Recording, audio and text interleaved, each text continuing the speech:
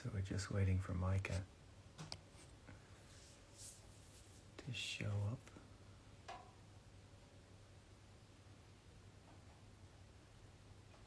Hey.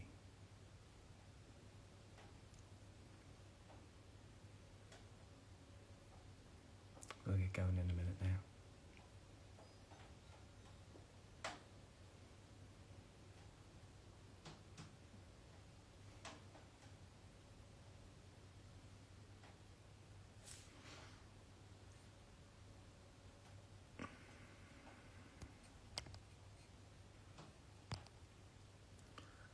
Let's see if this thing works seamlessly, which it rarely does.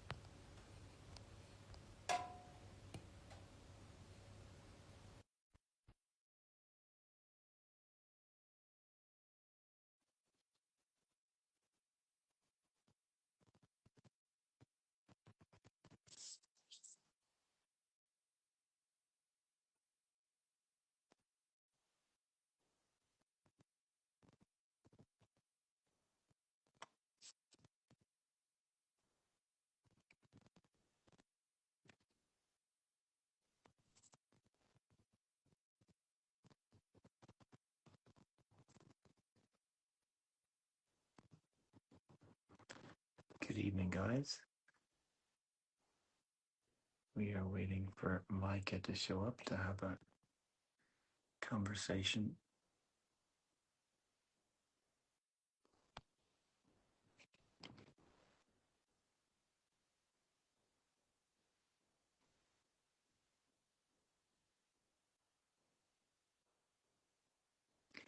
Micah is unable to join. It's amazing how this will always tends to go the same way.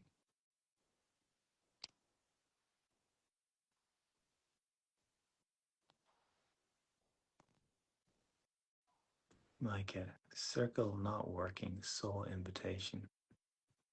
Can you? Okay.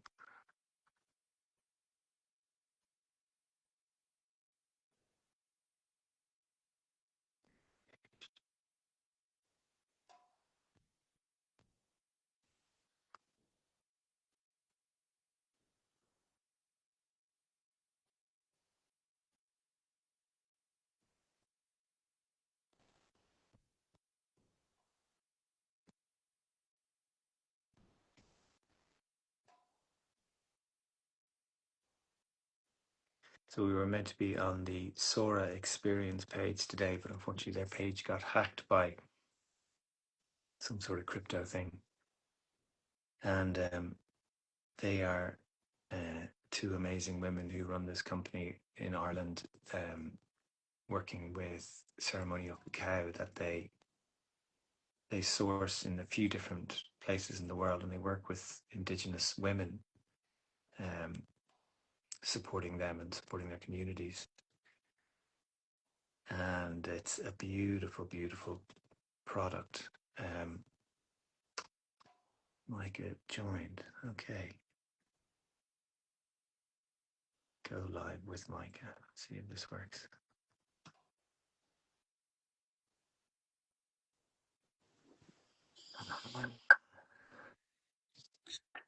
I did it. You did it. You did it. It's always an issue. Every time I've done this, there's always some mysterious technical gremlin.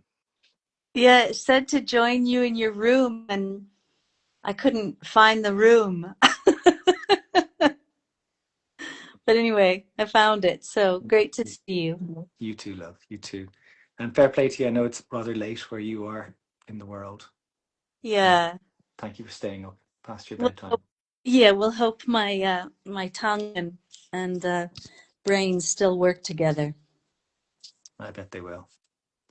Thank you. Um, so the idea of this conversation I'm having, and a few conversations I'll be having over the course of November, is to inquire into, or to create a conversation around this idea of activism and what it means to us, and maybe the personal experiences of Micah and then some of the other women. I'm actually speaking with three other women over the course of the next Mondays in November, and they're all amazing women. Most of them I know personally. Some of them I've only met through reaching out around this topic. And whatever our feelings or our ideas or our understanding of what activism it is, we certainly are at a juncture in the world in which it's pretty topical. It's in the zeitgeist. It's we're seeing, and maybe that's because so much information is available to us at this point, so we can know what's going on around the world, or at least get information. I suppose quite often the information we're getting probably needs to be critiqued pretty extensively to understand what's behind it.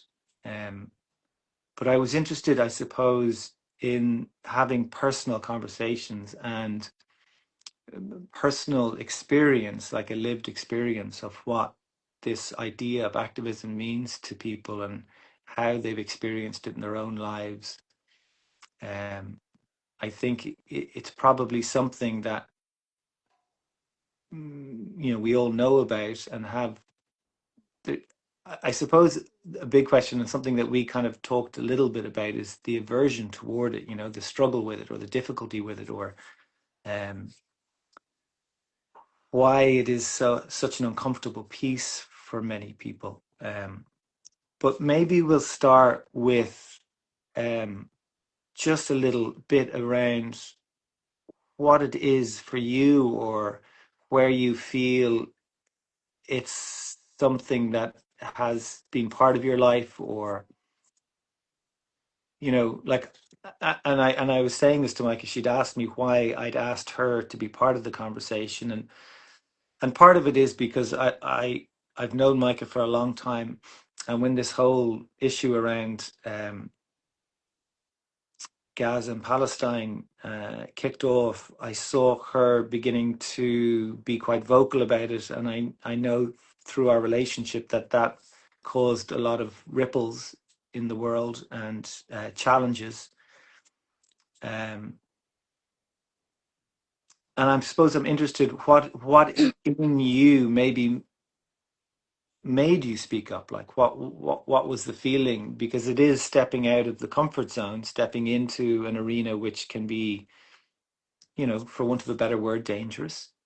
It's stepping out of the status quo. It's kind of, um, when we talked about this too, the idea that we live in such a busy world and people are so busy and people are struggling, and um, people have a lot on their plates and they're getting on with it. And just those simple things, in terms of families and mortgages and jobs and all of those things that fill a person's day. And quite often at the end of the day, they don't have time for looking into what's happening in another part of the world, or feeling into what's happening to other people, or they are to some extent, we could say overwhelmed, but have enough on their plate. And that's probably one of the main reasons why there is activists, why there is individuals who will say this needs to change or that needs to change. But what for you do you feel in your own life was the origins of the part of you that felt like you needed to be vocal? Um, well, I think the first time that I ever thought of myself as an activist was when you said to join this conversation. Mm. And that just shows you how sometimes the way you're behaving in the world is perceived via some lens differently than your own, than how you see yourself. Um, and we need that, because actually that's exactly the point, that activism occurs on a spectrum, and that, to me, I never saw myself really as an activist or somebody that could speak on it, because my activists, my heroes and heroines, are people that strap themselves to 200-year-old trees for over 2 years and have a community help them, like Julia Butterfly Hill, I think is her name, or the famous ones that we hear of. But then when you said, I'd like you to join this conversation, of course I have to look at myself as, well, am I an activist? And then what is activism? And so I'd like to just say that I I think I'm an activist because I dare to dream a dream that is not often reflected back to me in the world. Mm. And I think that it's very easy to pick a cause right now because we're in turmoil in so many different areas. And just by um, taking good care of ourselves, like you mentioned, the person who is so strapped for time and resources and can't stop surviving long enough to take a stand for this dream. Mm.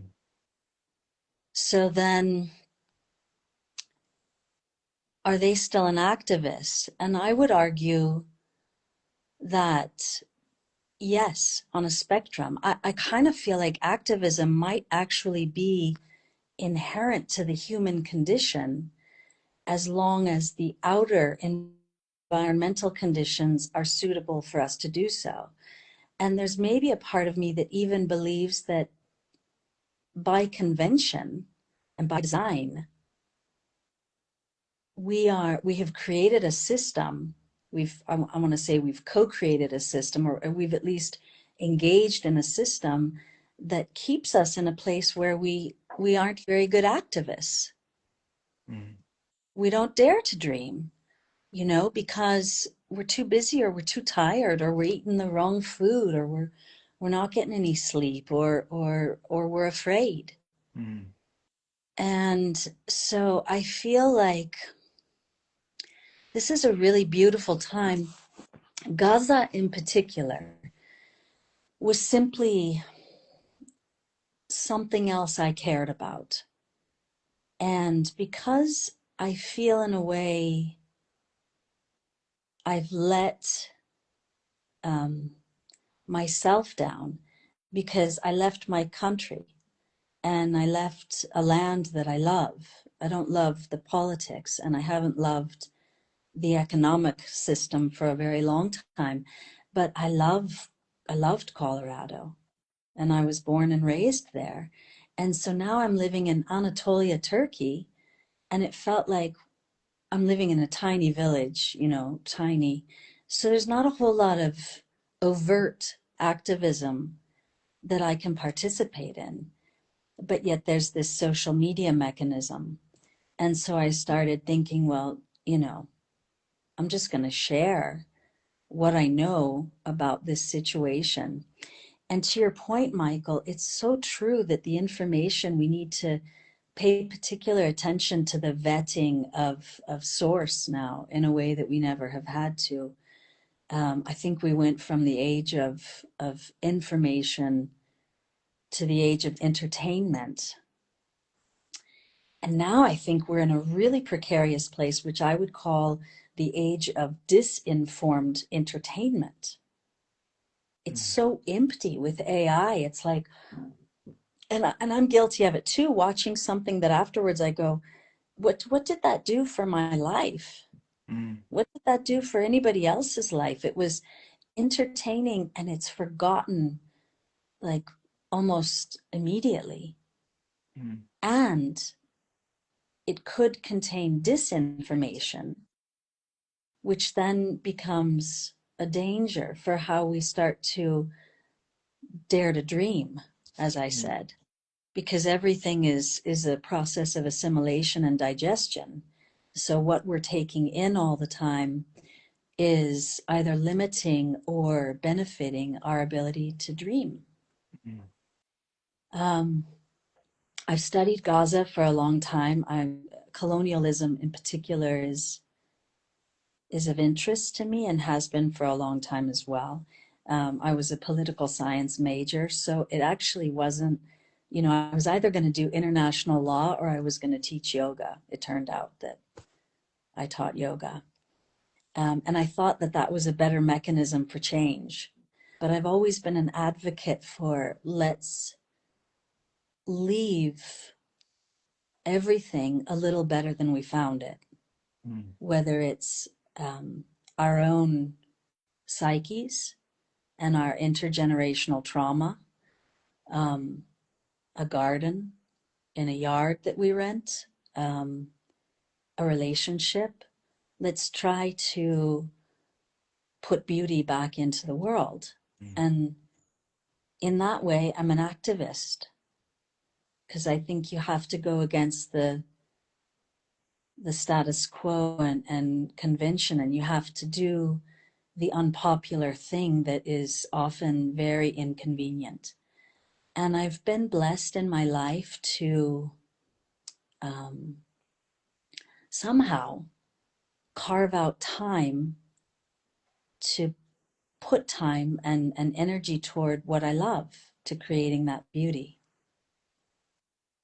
Um, and I'm sad inside, really sad at what I see happening and the recognition that we're further from my dream. Mm. So I guess I'm sad and I'm pissed off Mm. because I feel like the trauma that is going to um, exist for I can't even I can't even guess how long after the atrocities that we've now firsthand witnessed. Mm. Um, and then just finally, I'd just love to say that I'm so grateful for those people who have so much more courage, placing everything on the line to bring awareness to what's happening in not only in Gaza but in Sudan and Congo. I mean, heck, there's a protest right now in Mexico. There's this, it's just prolific right now. Mm. And I want to do more, but I'm also very sequestered. And I've chosen this life because I think my nervous system needed it. Mm. So I feel like sometimes we have to make that decision so that I can be a healthy advocate. I have to be a healthy human. Mm. And I find that more and more difficult these days. Yeah, like that's I think a huge piece in the puzzle, with and I certainly would have experienced this and have friends who've done the same in witnessing a lot of what is available to see, particularly within what we've seen coming out of Gaza. Um, a lot of people just feel it's too much for their nervous system to Yeah. deal with, and will Yeah. go into I suppose we'll go into a form of protection of, look, I can't deal with that. I have enough on my plate. Yeah. And then I'm interested also, you talk about the spectrum of activism, and it seemed to me that you were hinting that, on one end we have, the people who are the people who went on the flotilla, or the people who are speaking up actively and consistently. And we have a lot of people that we could look back at in the past who have done similar things and spoken, like you to me mentioned James Baldwin earlier, who obviously was an incredible communicator around liberty and justice and the human spirit and these aspects that need to be addressed if we are to envisage a world in which there is more joy or more love or more care or more compassion. Um, and I get, this for me was one of the difficult bits in that dreaming piece, and there is a piece of the rational, logical perspective that often evaluates the world and comes up with ideas based on reason and logic that is exclusive of some deeper felt experience of Yeah. looking at the world and having an emotional connection or relationship that is in some way an innate part of what our capacity as a human being can include. And often I think that the Western mind has this ability to curtail that piece, to cut it out, um,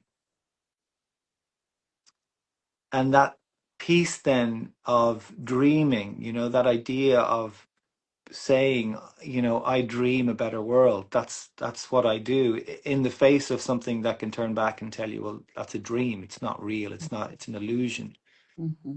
And yet at the same time, any of the like the big, apartheid in South Africa, civil rights in the States, um, even peace in Northern Ireland. These places in which there has been some sort of shift in the direction of human dignity, human rights, equality. They've all began with a dream. They began with somebody having a dream and then saying something about that dream to Mm-hmm. the world. Mm-hmm. So there are the people who are on that level, but then I'm also interested on what you were talking about in terms of the other side of that same spectrum, and what activism might be in an individual's life in which their capacity to live a life that has, goodness in it, hope in it, prosperity in it, like that end of the spectrum. What is activism on that end? Like, let's say you're not in this radical, you're not going to rallies, you can't participate in that for whatever reasons, or it's not your thing, or like, what is activism on that other end, on that everyday end of the scale, and that what can I do in my own life end of the scale?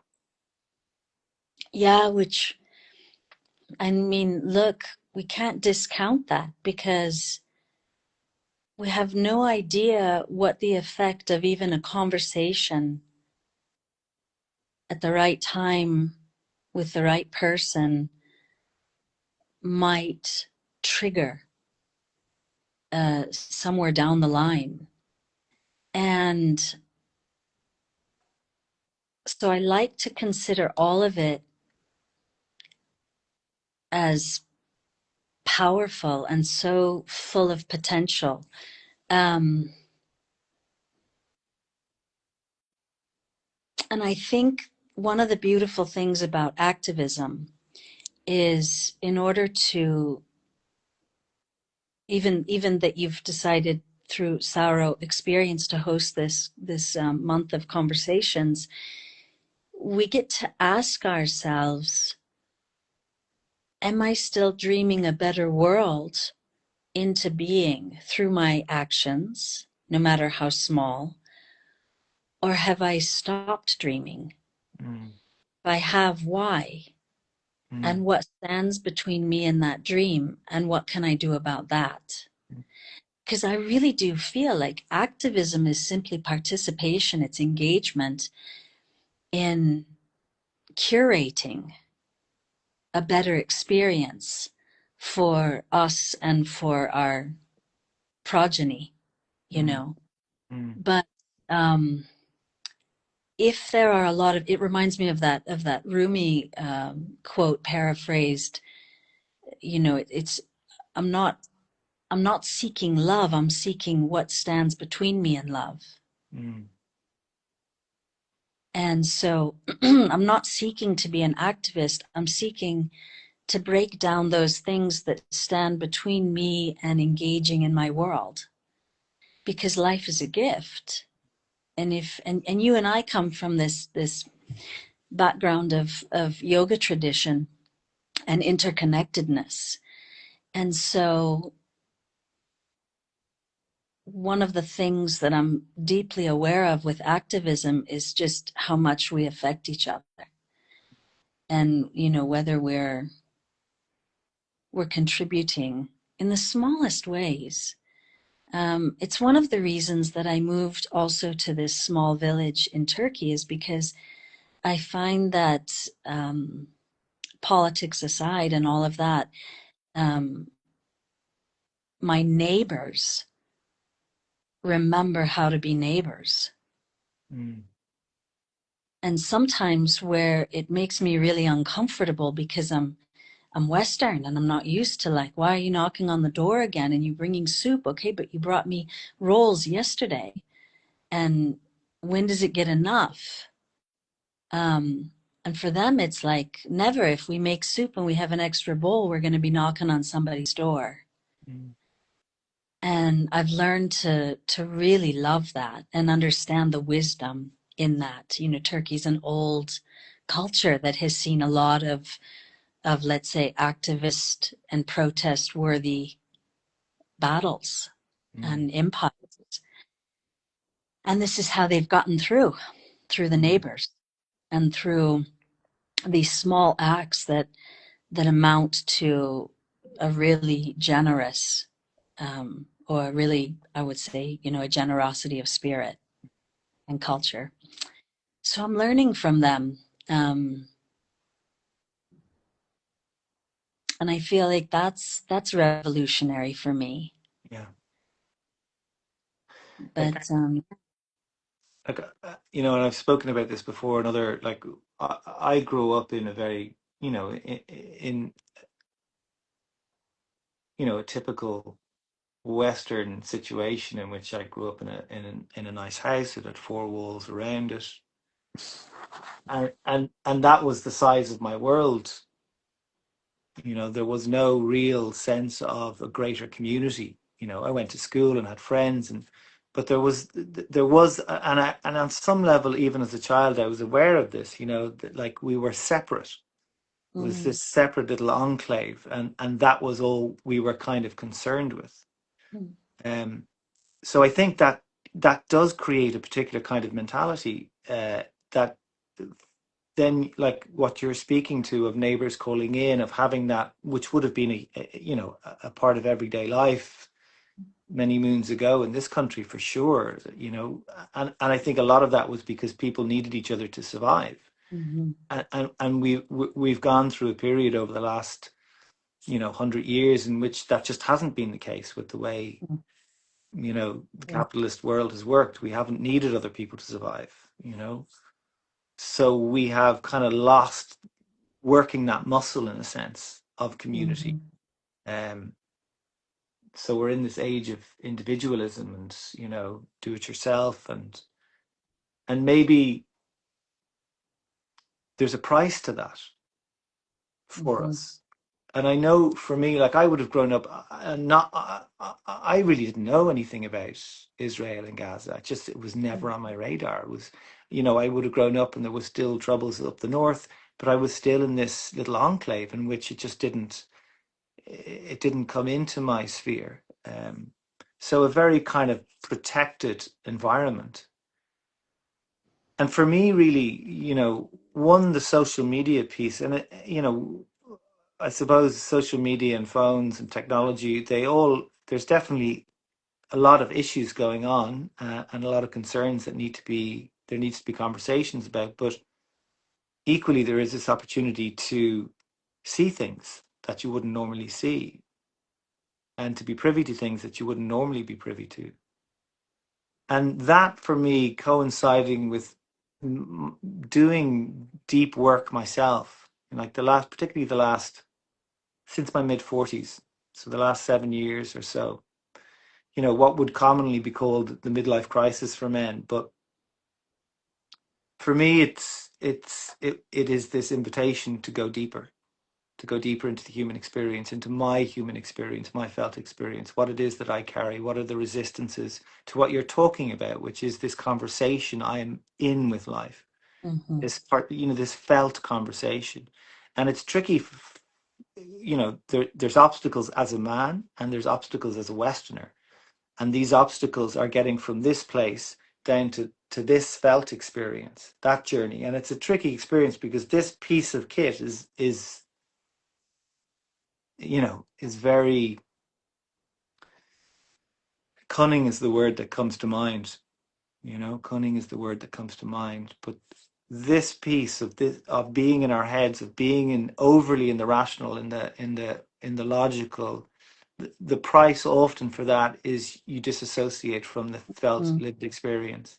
Mm-hmm. And as you go into the felt lived experience, and anyone who is on a journey of any sort of deep growth will know that it's not an easy journey because you've got to meet what it is that you're carrying in your body. And a Mm-hmm. lot of us are carrying trauma, we're carrying wounding from our childhoods, we're carrying ancestral trauma from our parents and their parents. And, this country, Ireland, has a long history of colonization and famine and abuse, and none of that goes away until it's met, Mm-hmm.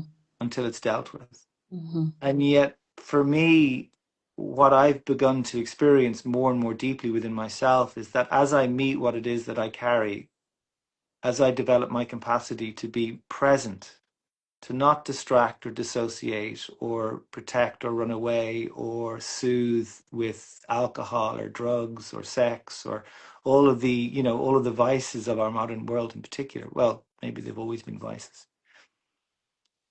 But the more I learn to sit with what it is that I have had in this human experience that I'm having, the deeper my capacity to have an empathetic experience with the world around me,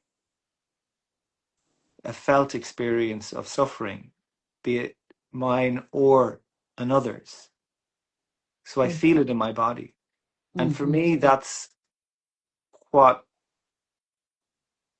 spurs me into needing to say, this isn't okay. This can't be acceptable. Like, even though I live in a world that is full of war, full of suffering, full of cruelness, I still have to say in the face of that, this is not acceptable. Mm-hmm. Even though maybe, oh, sorry, go on. No, no, no, no, no. Yeah, You, it is that piece that just has to say no, in the face of what is really happening, I'm still saying no. It's not acceptable to be in the 21st century and to be blowing up anyone, children, women, men. It's not acceptable. And I really feel like, and this is, you named this piece too, that, and this was definitely work for me in having a vision or a dream of a better world, and realizing that the chances are I'll never get to that world to experience that world. And there is a devastation in that I need to feel and own. And yet it moves me from the destination to the journey. mm-hmm. That it's not about winning the prize. I don't run the race to win the prize. I run the race because I need to run the race, because I feel in my life I need to be somebody who just says, this is unacceptable. This isn't. So for me, my capacity to and this is something that is, I really feel like, in my own life, it's like I feel like we have this indigenous nature that is all around the felt connected experience of being a human being, Mm. of the connection we have with each other, the connection we have with the world around us, the natural world around us. That can be a really felt experience. And I can't have that experience in my head. It can filter into my head and I can make sense of it, but it is something that is beginning to, through doing particular work at clearing myself out, becoming a felt experience. And it's then this sense of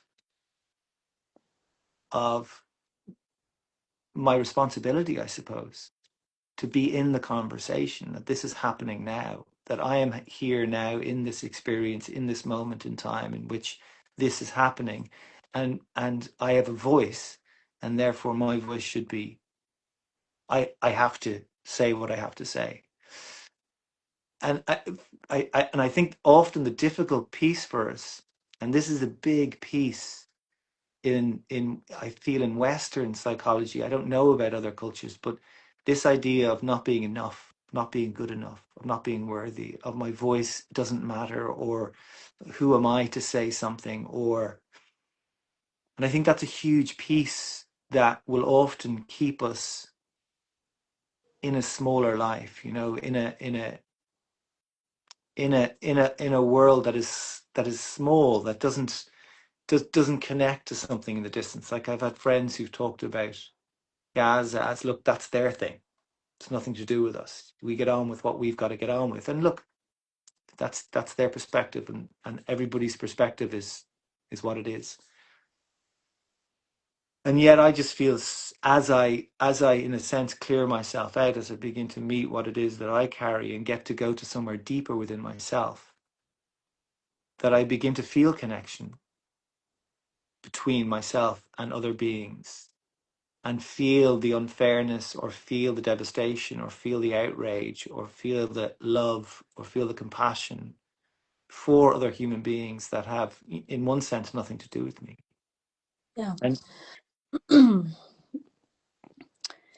Yeah, thank you, Michael. I mean, thanks for doing the work, and inspiring me and so many others to do the same, which is just, again, that deep reflection that says, what can I do about my life? And living it in a way that is going to contribute something beautiful, no matter how fleeting, to this. And I think moving from a place that, it's hard to be an advocate for anything when you're a victim. mm, And if you're a victim of circumstance, meaning the circumstances of your life, then it's very difficult to rise up and say, oh, I want to create something better, mm, because you feel like you've created anything at all to do with it. You're just stuck here. mm, So I think activism is this elevation and this expansion of a psychology. And mm, that's why I honor, often we think of activists as the people who are protesting what isn't maybe directly happening to them. mm, I think we also have to look at the activists, like the photojournalists in Gaza, these young people who just happened to have a camera and decided, not because they were photographers or journalists or anything, but realized, I've got a mechanism and a means and a medium for getting this information to the outside world where it might actually have a foothold. mm. And every time they put the press vest on, they were a target. Yeah. And so that kind of, here's the thing nobody wants to talk about too. To be the level of activist that we see, where it's moving the needle, you have to embrace dying as part of living.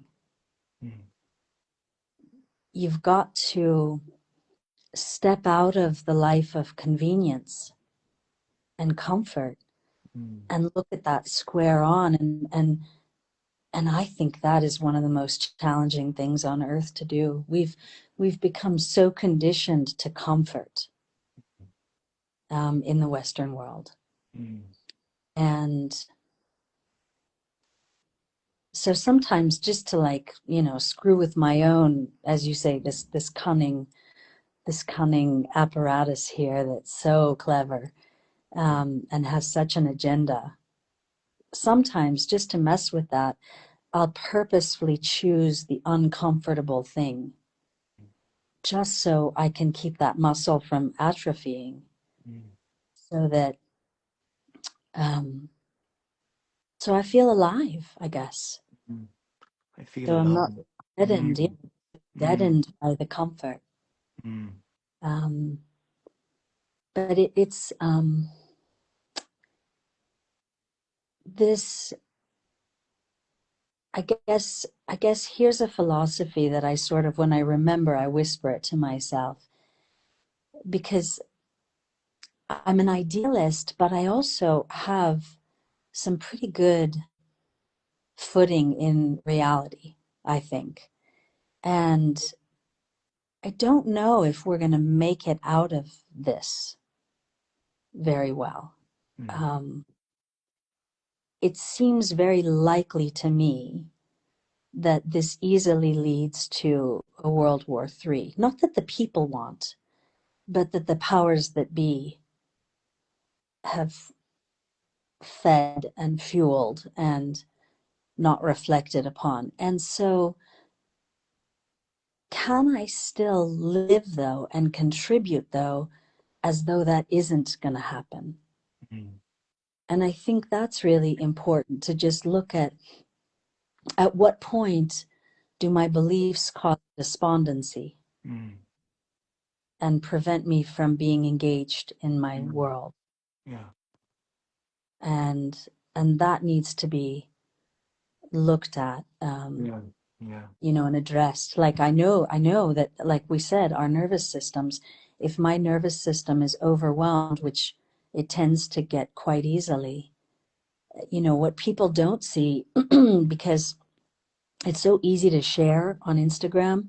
So my Instagram practice is, the first 5 or 6 posts, and I've really curated the algorithm to feed me the information that I'm most interested in.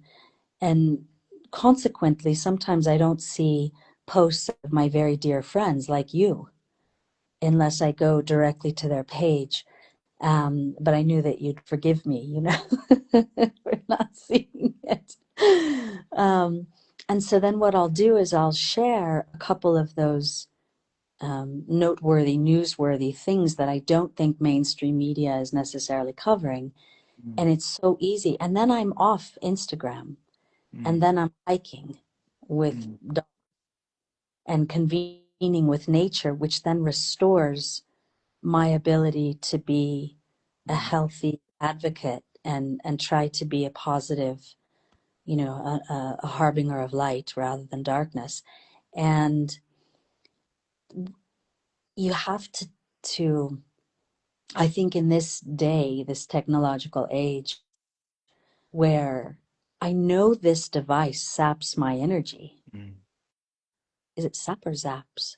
Either one, both. Yeah. Yeah. And right, so I feel like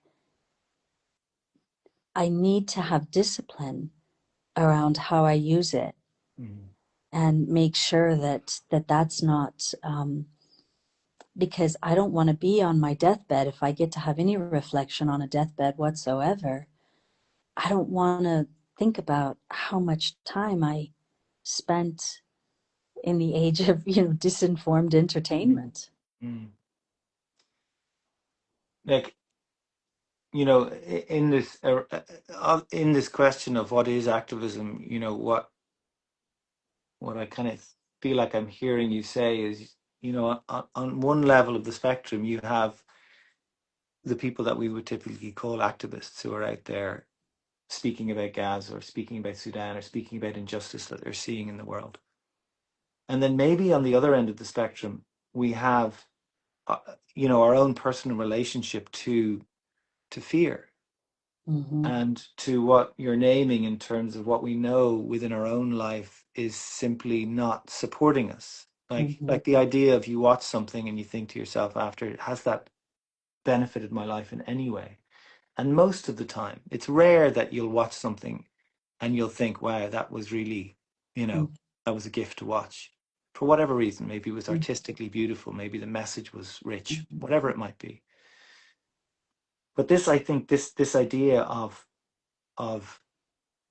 which I definitely feel like is what activism is in terms of a personal life. You know, our relation. What is our relationship to fear? Because in many ways, we live in a culture that is so enveloped in fear and not enoughness and distraction, and and it is a radical act to say, well, hang on, I'm going to do this for myself, like you say, getting yourself into nature or having time to, like, I live in nature too, and I make sure as best I can that I will take time in nature, that I will take time to be quiet, because I know I need one of the things I've learned is that I need to continuously clean my system out. Mm-hmm. I need to quieten my system, and I'll Mm-hmm. have practices that will do that for me so that I can be, as you say, present to a deeper felt experience of living this life. Yeah. I think we're really afraid also of being shamed and being wrong. Mm, And I think addressing that within ourselves, where, look, if I share, let's say, misinformation, I'll be the first. If somebody brings that to my attention to say, this is how I vetted it, and I'm sorry, you're correct, or what, just like you would in a good relationship. mm, mm, I messed up. I'm sorry. You're right. I'm going to look at that. Um, None of us are perfect, and all of the shaming. I mean, I don't know, water off a duck's back. Like, look, if you're courageous enough at this point in this toxic world where we're being targeted for having um, a benevolent thought about how we'd like things to be, then the shame just really doesn't have any benefit, sorry, any effect for me. I feel like for me, if somebody wants to just shame me, I've just learned to put my hand up and be like, I'm sorry, I'm engaged and I'm going to make mistakes, but this condemnation has never helped anything. mm. It's never encouraged anyone to be an activist or to care or to be involved. So it's such an old, tired game. And Um, yet, and it's often, what will put people off, though, activism, because, and I can understand that people, will get very impassioned about what their cause is. Like, that's why they're involved. And the tendency to not be able to understand how come everybody is not jumping up and down about this. Like, I can understand that perspective. I felt that before. And yeah. yet, you know, like like Ireland it has been steeped in shame. Like Mhm. that was the method by which certain institutions controlled us was Mhm. shame. Shame, But and it's such a deep piece. Sorry, in what? our, I think we really have to look at what shame do I carry? And I mean, that is to me, moving in spite of shame or the possibility of being shamed is the root of the courage for the activism. But it's such a beautiful thing when we can look at that. And I know Ireland, of course, Ireland, and I mean, look, religious mechanisms in general have just we're just not good enough. Like you said, there's a worthiness element, um, but we are good enough, Mm, and not like this is the hero's journey every single day. We're being called to move in spite of the fear of being shamed or then on the other end of the spectrum, those who move in spite of dying Mm. and become these icons for us to, and this is their lifetime for that. Mm. It's not my lifetime. I know that. I'm not supposed to be on the front lines. I'm not, I asked myself, should I sail with the global flotilla? I'm certainly close enough. I could do it. I go get to Istanbul and get on the boat. But it isn't my lifetime for that. And I know that clearly. Um, so that's okay too. Mm. That self-knowledge is what's going to fuel where we can participate. Mm. Shame is a big piece, really, really big piece. I didn't mean to cut you off, but I just wanted to make sure that you heard that that's one of the biggest things I think that leads to the courage is when we say to ourselves, because I lost friendships over my stance, many. Mm. Um, and I have students, former students that are really upset and feel betrayed by me. And so I've always tried to encourage conversation. Let's talk about why I believe what I believe and how I got there and how long I've studied this. I'm not new to this particular conflict for whatever reason. There's many places on the earth that I know nothing about, but this one I have studied. And I think that I don't want to be shamed, but at the same point, I feel like, look, we all can pick that thing that matters so deeply to us that the outside criticism remains simply that. Mm. And we see it for what it is. Somebody's trying to silence us. I mean, some of these people that are trying, that are being silenced, it's because they are so completely in the right Mm. that they are upsetting the status quo. Mm. And God bless them. Mm. To finish up,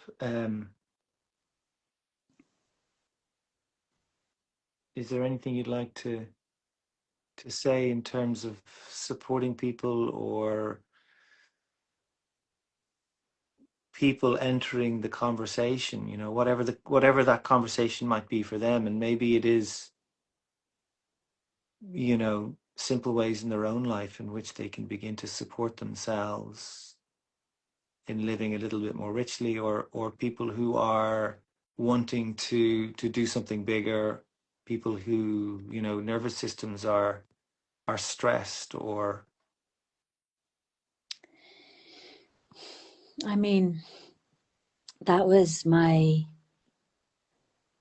the foundation of what I hoped to help with, whether it was through the foods we chose to eat, or the way we chose to bless the foods we ate, or support the farmer that grew the foods we wanted to eat, or and then how does the body move, and bowspring being a very revolutionary paradigm. I've always seemed to find myself on the side of the unconventional. mm, I don't know why, but it's more attractive. And um, I would say just start with the curiosity of your own heart. What do I care about? mm, And if I don't care, does that feel like a normal state for me?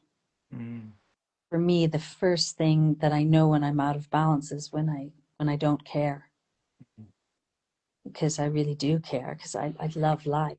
mm, mm, So that's an indicator for me, like, uh-oh, not enough sleep, not enough healthy food, maybe being around too many negative people, whatever. And I would say staying in curiosity around speaking to one another. mm, Like, you're so comfortable and easy for me to speak with about this because you're so reflective and authentic and willing to share and vulnerable. because you stay in the question. And I think the more we can do that with each other while we have these conversations or we express these fears, and we do our best to stay away from the judgment and um, the what's that, the condemnation, the shaming, because we're all doing the best we can in any given moment. Mm, And in order for all of us to be better, we need each other's support. mm, mm. Uh,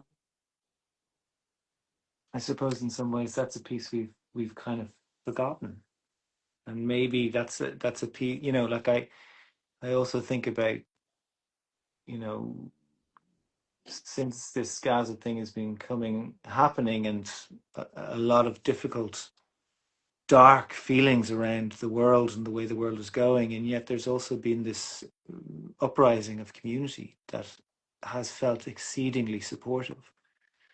And also with the work I do with men, a big piece of what we as men are relearning is about community.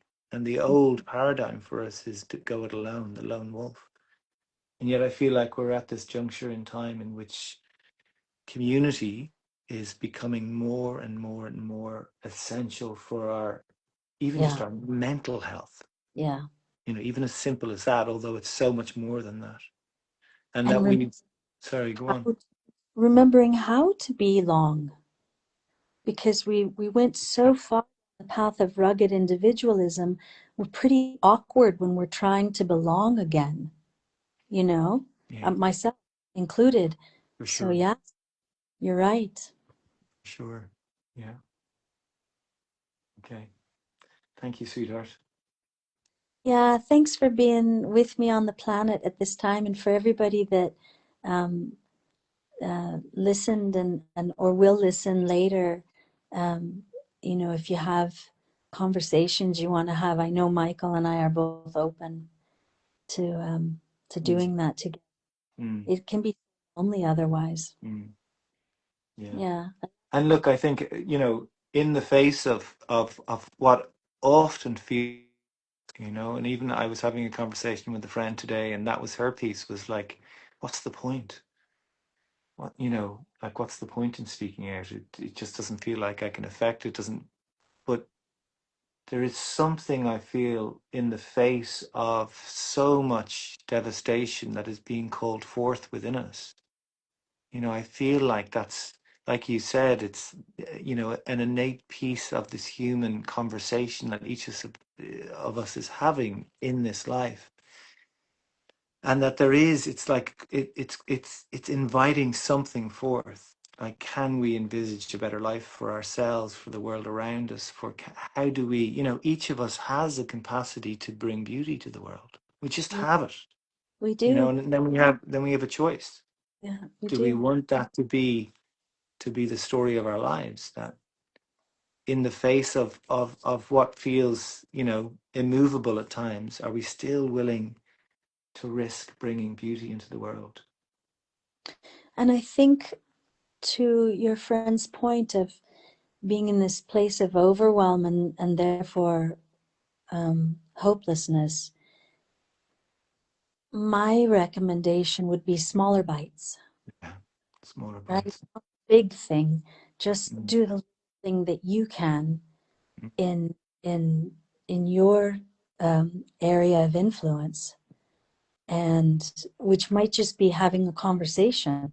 mm, Like, one thing that happened for me shortly after October 7th here in Turkey was when people would ask me, "How are you?" I would say, "Well, me, I'm okay, but deeper down, I've got a big sadness around what we see occurring in Gaza." mm, And the responses ran the gamut. It was like some people were like, "Oh my God, me too, I can't sleep," or, so it opens up conversation, it mm. opens up humanity in essence. Yeah, yeah, yeah, yeah.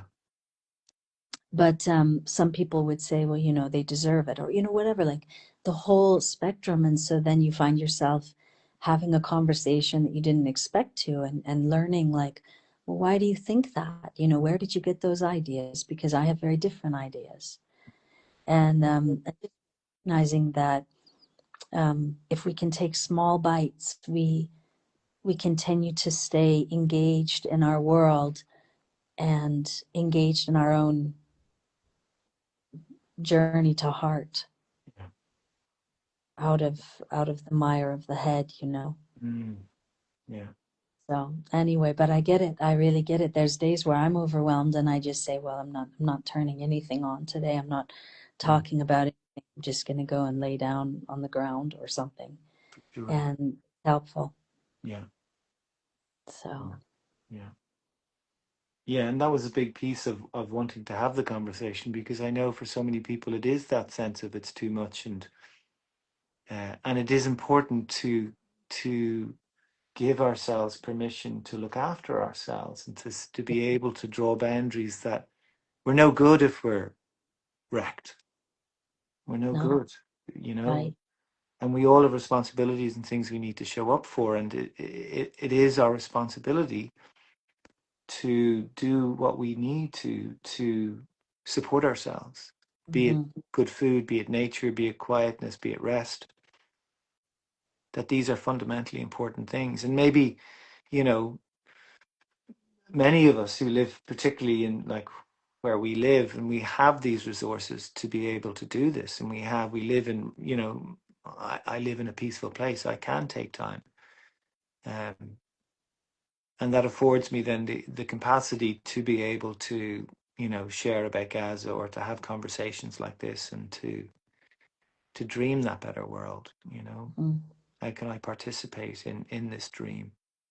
Yeah, which then goes to your point again, is there responsibility in that? And for me, there was, because I chose to leave my country. So then I want to be aware of how I can still try to create um, more beauty from truth for the Mm, people that still live there, so mm, that they know and can make more active decisions mm, in a way that might affect policy and, you know, so on and so forth. But I also just want to say that you and I share this need, I think, to express mm, when we're feeling angst mm, around you know, the current condition, and you know, we want to shed light, so to speak, and so, you know, like our throat chakras are really active, open, and so um I have to beware that not everybody is motivated like that, and they do things in a very different way. Maybe they just write, maybe they meditate, maybe they pray, maybe they need to avoid for a certain amount of time or whatever. But all of that, as long as it's in the interest of restoring balance to ourselves, mm. to these very unique imprints that we each are, then it feels like it's benefiting the whole, Yeah. you know. And so I really don't have a judgment around, oh, so and so should be speaking up. I mean, I love it when people with massive platforms say something Mm, intelligent, authentic, and you know, I love that. It really mm, it keeps me inspired, and mm. then I feel alone in